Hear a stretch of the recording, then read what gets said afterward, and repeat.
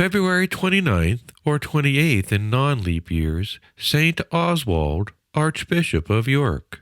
Oswald was of a noble Saxon family. He was endowed with a very rare and handsome appearance, and with a singular piety of soul. Brought up by his uncle, St. Odo, Archbishop of Canterbury, he was chosen, while still young, as Dean of the secular canons of Winchester, which at that time was very lax. His attempt to reform them was a failure, and he saw, with that infallible instinct which so often guides the saints in critical times, that the true remedy for the corruption of the clergy was the restoration of the monastic life. He therefore went to France and took the habit of Saint Benedict. When he returned to England, it was to receive the news of Odo's death.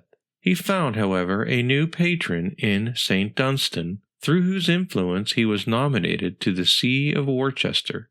To these two saints, together with Ethelwold of Winchester, the monastic revival of the 10th century is mainly due. Oswald's first care was to remove all benefits from disorderly secular clerics, whom he replaced as far as possible by religious priests. He himself founded 7 religious houses. Considering that in the hearts of the secular canons of Winchester there were yet some sparks of virtue, he would not at once dismiss them, but rather formed them through a holy artifice.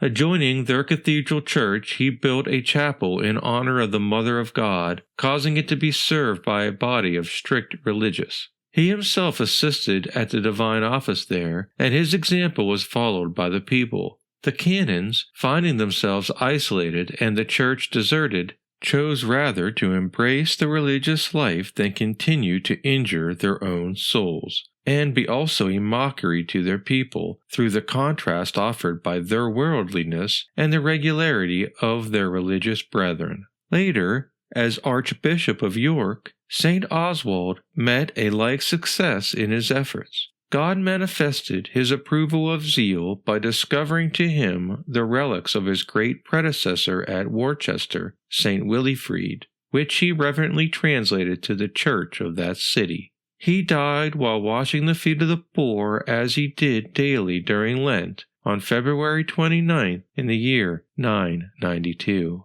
A soul without discipline is like a ship without a helm. It must inevitably strike unawares upon the rocks, founder on the shoals, or float unawares into the harbor of the enemy.